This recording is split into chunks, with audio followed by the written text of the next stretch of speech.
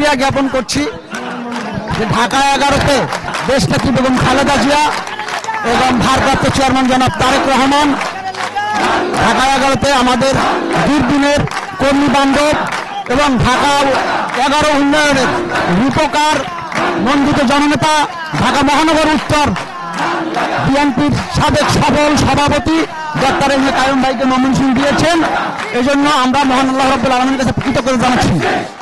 কাইয়ুম ভাইয়ের কাছে ঢাকা 11 এবং আমাদের যে প্রত্যাশা, কাইয়ুম ভাই যখন কমিশনার ছিলেন তখনও ঢাকা 11-র উন্নয়ন করেছেন।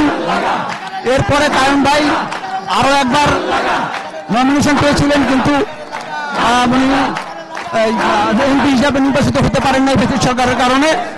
এইবার ইনশাল্লাহ ঢাকা 11-র জনগণ, ঢাকা 11-র না মাটি মেহনতি মানুষের প্রিয় নেতা জনবিত জননেতা জনাব ডাক্তার কাইয়ুম ভাইকে ঢাকা 11-র নিপীড়িত নির্যাতিত জনগণ তা ভোট দিয়ে মহান সংসদে পাঠাবে এবং ঢাকা 11-র উন্নয়ন গলিতে গলিতে উন্নয়ন করবেন, এই প্রত্যাশাই।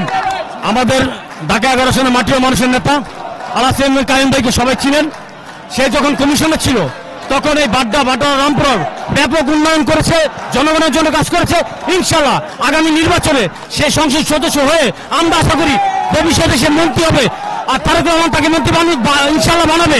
বানানোর পর সে আমাদের ঢাকা 11 আসনকে ব্যাপক উন্নয়ন করবে, জনগণের জন্য কাজ করবে, এলাকার গরিব দুঃখী মানুষের পাশে থাকবে ইনশাল্লাহ।